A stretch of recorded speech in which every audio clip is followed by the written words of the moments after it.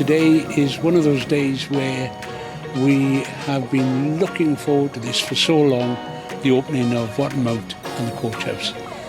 As you're probably aware, we have a strategy to move the college into the town centre, to try and bring more accessibility to post-16 vocational education in Brecon and the surrounding areas, and also to bring more footfall into the town centre, so our staff, our students using the town centre. This amazing architectural work has been carried out in, meeting, the two, the old and the new together, to provide incredible accommodation for our students. This is the huge investment that we make in and huge commitment that we make into Brecon, to the communities around Brecon and to the students of Brecon.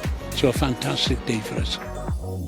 The team's great, the leadership's great here, the facilities are great, and there's no doubt about it. I mean, as a hairdresser, if you're working in a place that feels great, you've got much more of an opportunity to be great. For students, if they go into a place like this where everything's brand new and everything looks modern, it makes you feel more like you want to create great things. When you walk into a place like this that's all new, great facilities, it's done really modern as well. It's not like an old-fashioned salon. You walk in there, it looks and feels really modern.